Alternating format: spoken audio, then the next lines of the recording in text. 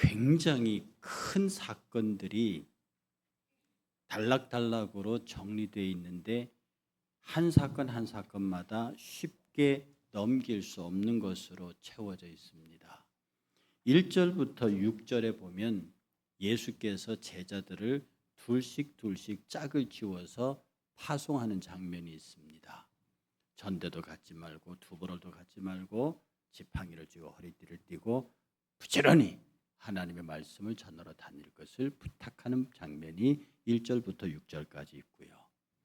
그 다음에 7절과 9절에 예수께서 왕성하게 활동하니까 여기에 겁을 먹은 헤롯의 이야기가 나옵니다. 내가 분명히 예수를 목베어 죽여 헤롯 세례 요한을 목베어 죽였거늘 어찌 그가 다시 살아난다는 말이냐. 그리고 예수의 소문에 귀를 세우는 장면이 거기 있습니다. 그리고 10절과 17절에 여러분이 너무도 잘 아시는 오병이의 기적이 일어나요.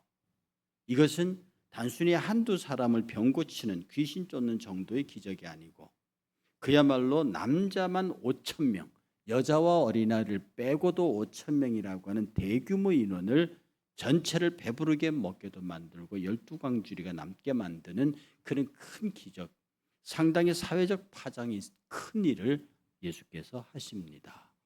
그리고 난 다음에 예수님이 제자들에게 묻습니다. 사람들이 나를 뭐라고 하더냐. 그래 엘리야라 합디다 선지자라 합디다 막 여러 가지 대답을 합니다. 그러면 너희들은 나를 누구라 하느냐라고 물었을 때 베드로가 그 유명한 신앙 고백, 주는 그리스도시요 살아계신 하나님의 아들입니다 라고 한 고백을 해요. 그 고백을 받은 예수님께서 너무 좋아서 너의 이름은 이제 베드로다. 베드로는 반석이란 뜻입니다. 교회가 반석 위에 섰어요. 그 반석은 베드로의 신앙 고백입니다. 그렇게 칭찬하시고 그 베드로에게 당신이 이제부터 당신 앞으로 일어나야 할 일들에 관해서 얘기를 하십니다. 나는 십자가에 못 박혀 죽어야 되고 부활한다는 얘기를 합니다. 베드로가 막 화를 내는 장면이 있어요. 그래서 심지어 예수께서 사탄아 내 뒤로 물러가라. 조금 전까지 천국 열쇠를 주셨다가 바로 뒤에 사탄아 물러가라라고 하는 이 말을 하십니다. 이때 베드로에게 중요한 얘기를 하셨습니다. 그런데 베드로는 그걸 깨닫지 못했습니다. 천국 열쇠를 받은 사람이 예수님의 칭찬을 받고 그리고 예수님이 십자가 못 박힌다니까 영어 성경에 리부케라 돼 있으면 막 예수를 꾸짖어요. 그 예수님이 사탄아 내 뒤로 물러가라. 이런 일이 있은 지 8해가 지나서 예수님께서 기도하시러 오늘 본문 28절에 보면 이 말씀을 하신 후 8일쯤 되어 예수께서 베드로와 야고보와 요한을 데리고 기도하러 산으로 가십니다. 이 산이 어딘지는 모릅니다. 여러분이 성지순례를 가면 변화산이라는 곳에 관광 가이드가 여러분을 끌고 갑니다. 그러나 그곳이 예수님이 기도하셨다는 변화산은 아닙니다. 어디라고 미루어 추정할 뿐이지 정확하지는 않습니다. 마태마가 누가 요한 이 사복음서 저자들도 그 산의 이름에 관해서는 별로 관심이 없습니다. 어쨌든 기도하러 제자들을 데리고 갔는데 베드로와 요한과 야고보를 데리고 갑니다. 이 사람은 수제자들이에요. 예수님이 12제자가 있고 수제자가 있고 그중에 수사도가 있습니다. 수제자가 베드로입니다. 이 세 사람은 예수님의 중요한 기적의 현장에 반드시 같이 갔던 사람들입니다. 그러니 어떤 면에서 이 세 사람은 12제자들 중에서도 예수님의 사역을 비교적 가장 정확히 알고 있는 사람이라는 뜻이기도 합니다.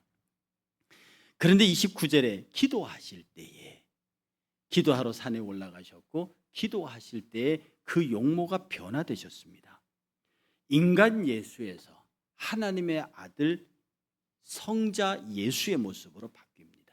성자 제2위의 거룩한 형상으로 바뀌셔요. 기도하실 때에 그렇게 됐습니다. 기도하실 때 그 용모가 변화되고 흰 옷이 씌어져서 광채가 났다. 구약에서 흰 옷은 하나님의 옷, 천사들의 옷으로 상징됩니다. 그리고 그 옷에는 광채가 났어요. 그러니 기도하실 때 예수의 용모가 하늘에 계셨던 성자 예수의 모습으로 바뀌신 거예요.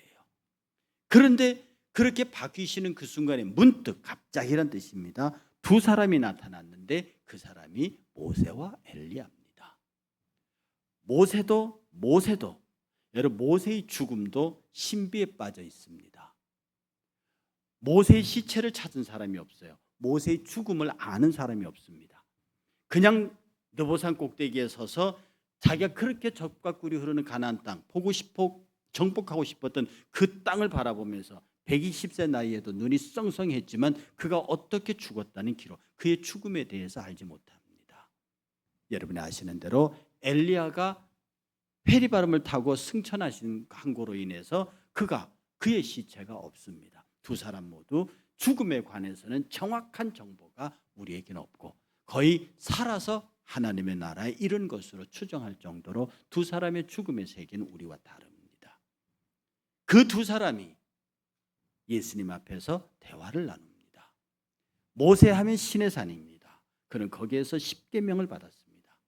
엘리야 하면 호렙산입니다. 엘리야가 호렙산에서 하나님의 능력을 받죠. 그리고 모세가 하나님을 만난 산이 호렙산입니다.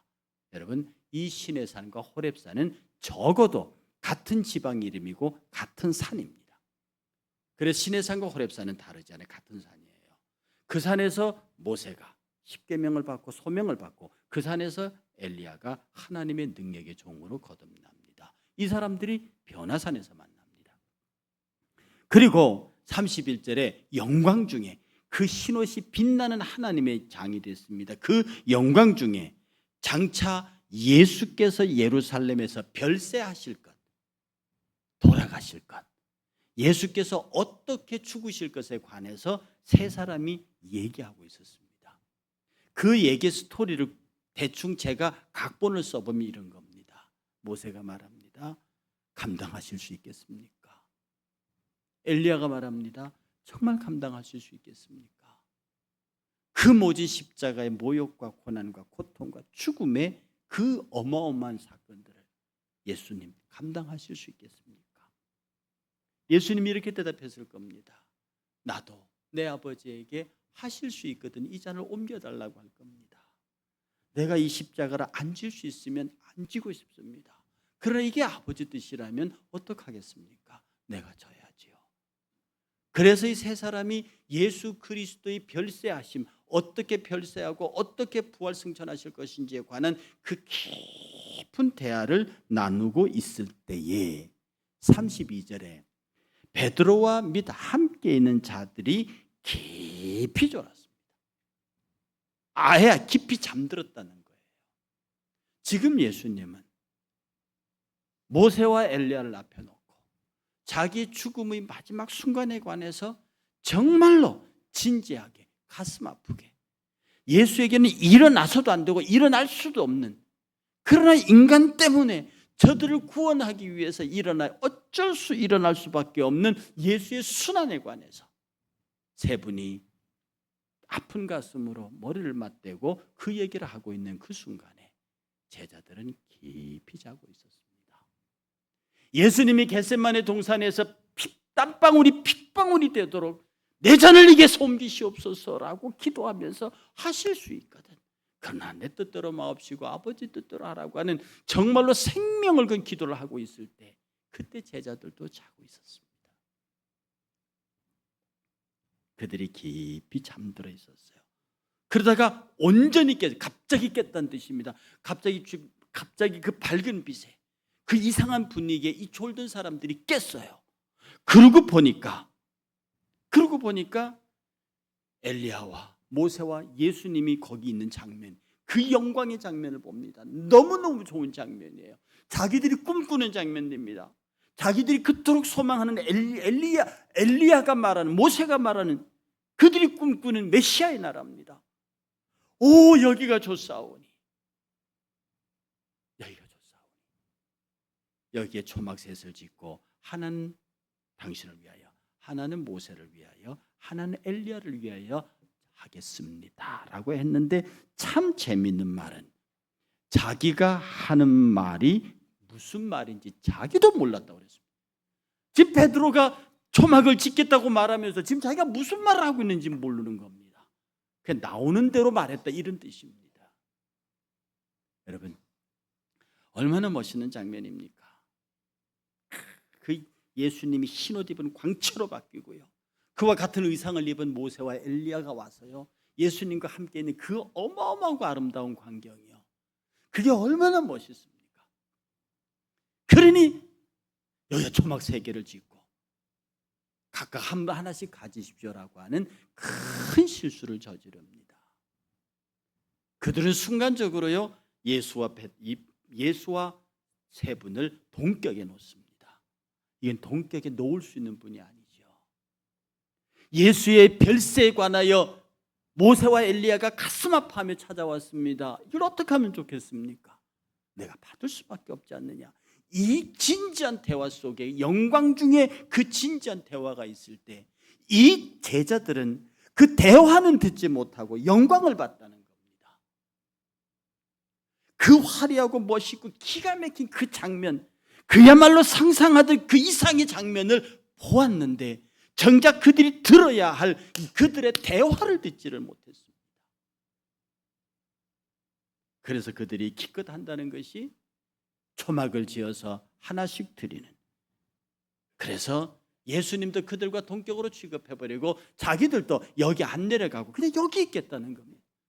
지금 당신의 예수의 12제자 가운데 3명이 올라왔으니 동료 9명이, 이 기사 다음에 읽어보면요, 귀신 들린 청년의 귀신을 쫓아내라고 욕을 바가지로 먹고 있습니다.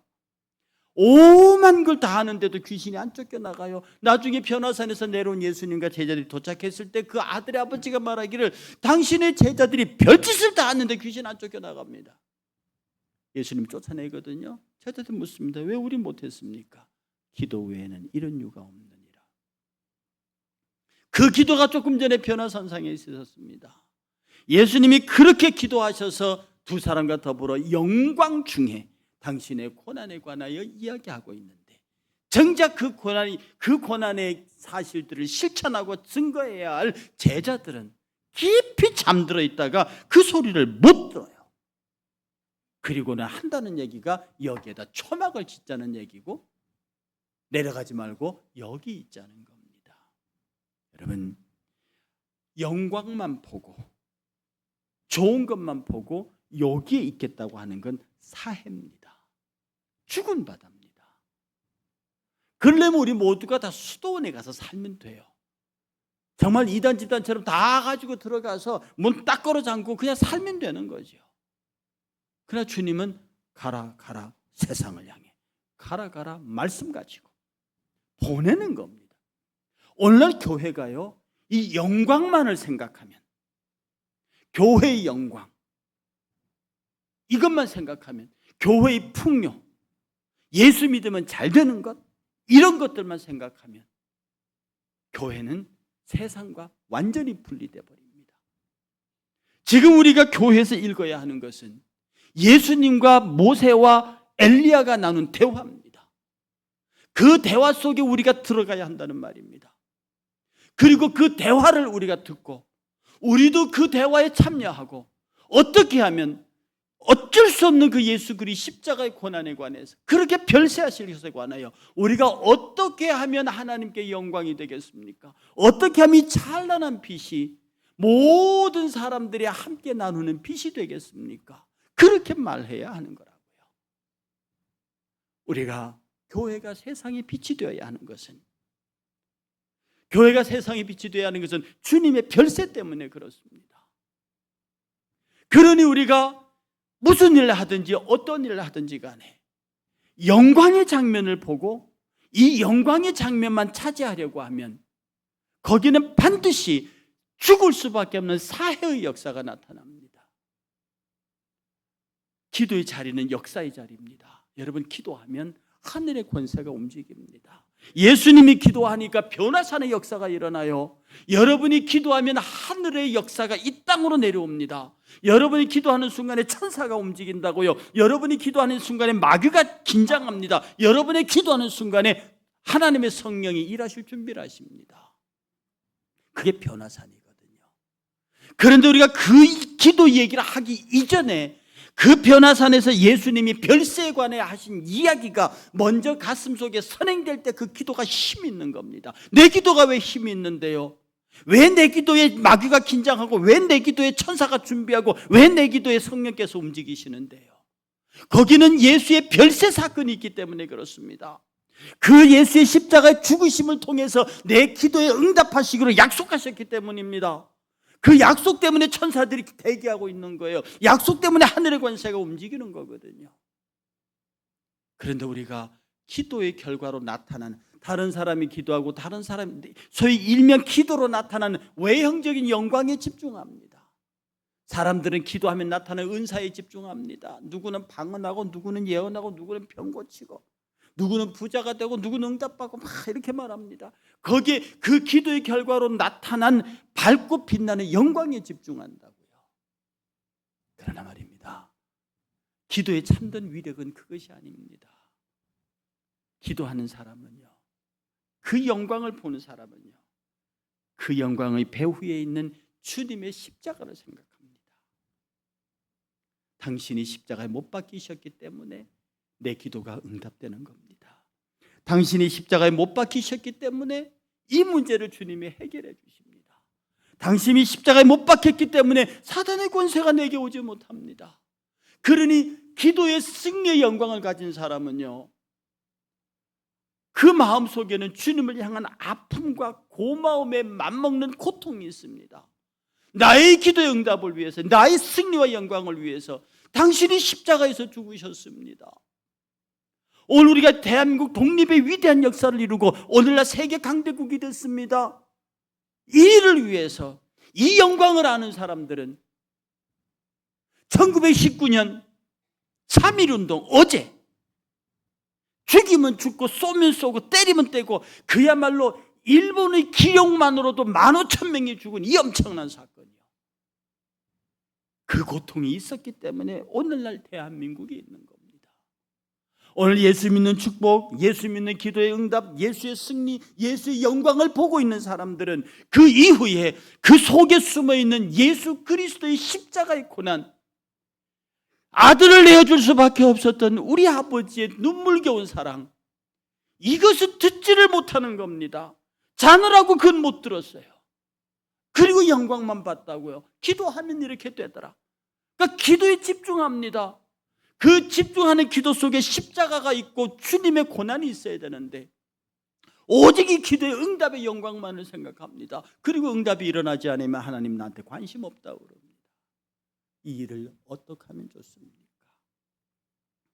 여러분, 기도하다 보면요, 신비한 현상들 있습니다. 기도 많이 한 분들 중에서 그런 경험 없는 사람이 어디 있습니까?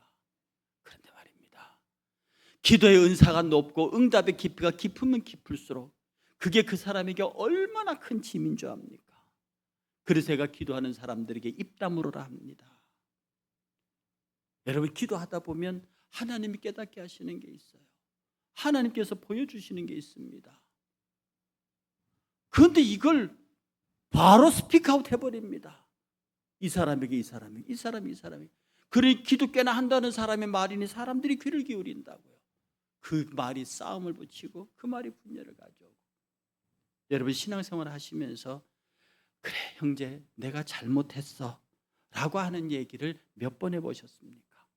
지금까지 신앙생활 하면서 누구에게, 아니면 전체에게 제가 잘못했어요, 아니 형제 내가 잘못했다, 내가 너에게 정말 잘못했다, 그런 얘기를 해보신 기억이 몇 번이나 됩니까? 예수 오래 믿는 사람, 직급이 높은 사람일수록 그런 얘기한 기억이 별로 없습니다. 근데 이게 자신 탓은 아니에요. 기독교의 DNA가 그렇습니다. 기독교는 선악 논리거든요. 심판과 구원과 심판, 저주와 축복, 구원.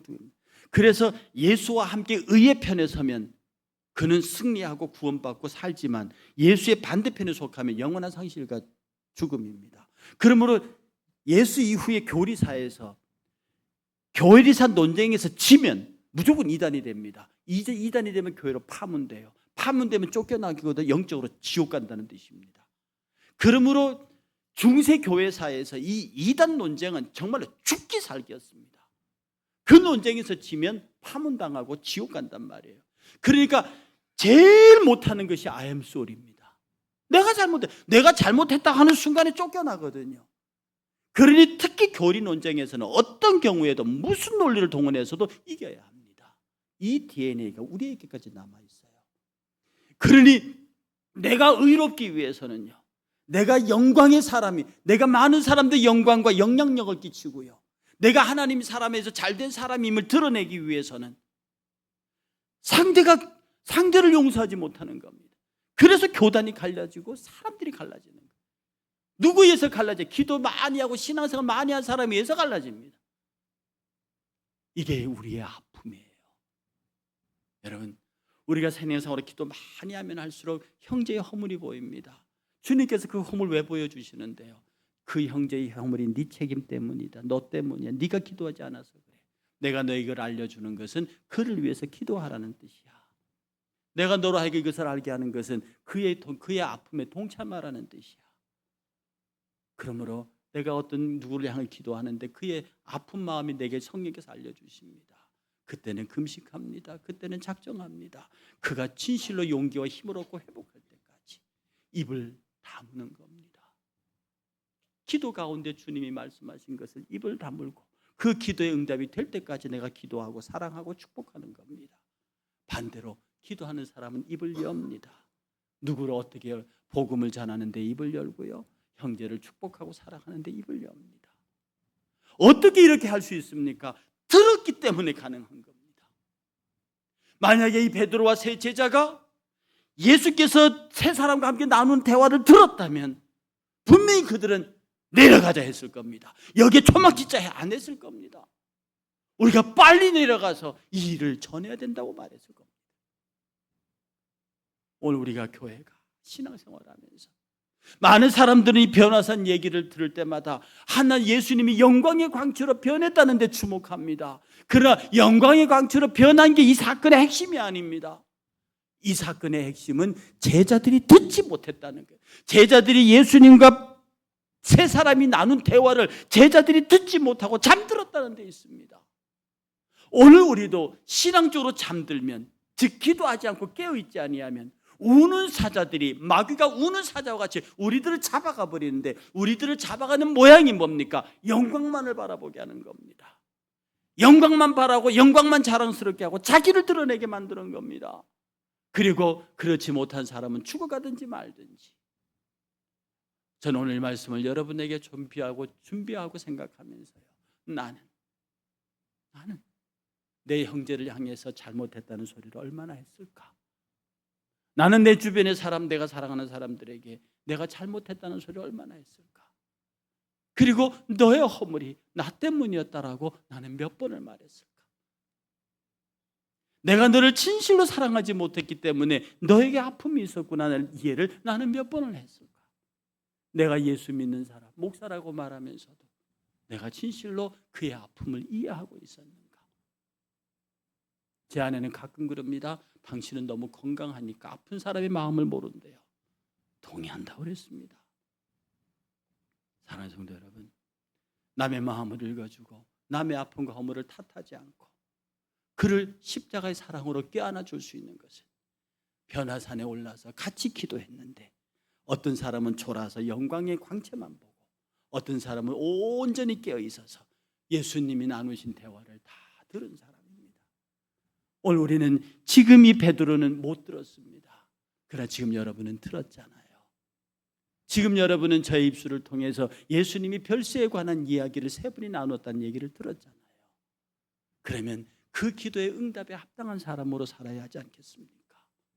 이제는 영광보다도, 영광의 십자가보다도 고난의 십자가, 영광의 축복보다도 고난의 축복, 하나님, 내가 훗날에 하나님 나라 가서 영광의 축복을 받고 영광의 칭찬을 받을 테니 이 땅에서는 영광의 고난의 십자가를 지게 해주세요.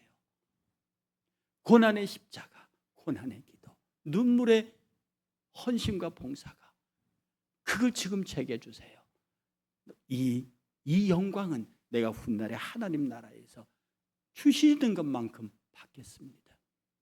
오늘 이 시간 우리가 모두 변화산에 올라 있다 생각하시고 깨어서 기도하며 여러분의 삶의 자리가 기도입니다.